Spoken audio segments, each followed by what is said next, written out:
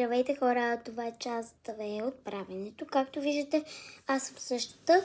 Просто е същия ден, но като цяло сега ще ме видите. Аз продължавам все още да бъркам, докато света много не избелее и докато тези топчета се не се махнат, нещо такова. Но тогава бъркам и след това ще се сложим в фризера за един ден. Направили с личица, ама малко се разтече и не прилича на личица вече. Но както и да е, сложих още малко лепило. Започва да прилича на слайм, но не е гъвка. Не е такъв разтяг. Не се разтяга.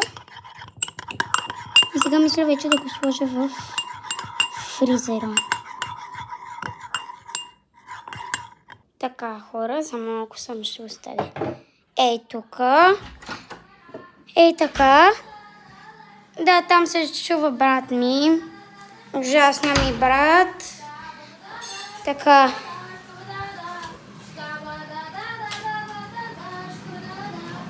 Така, сега отваряме фризера. И го слагаме така. Ще го видим слайма утре. Ще се видим утре, хора.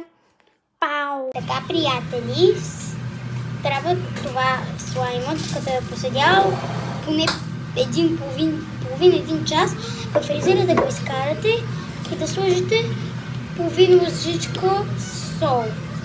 Ще да стане. Ици! Да, това е брат ми. Престани! За да стане малко по... Ице!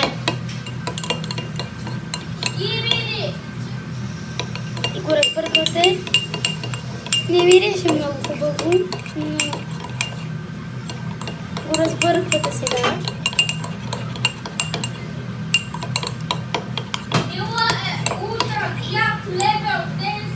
Лъкни! С малко ще ви спра.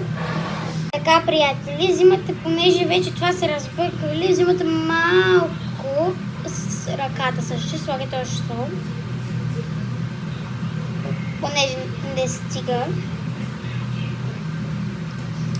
И започва да прилича. Чакайте, че не мога да загребя. Ето. Само сега ще се върна да си измия ръката само. Добре, хора, върнах се и... Обаче малко време ми оставя час 2.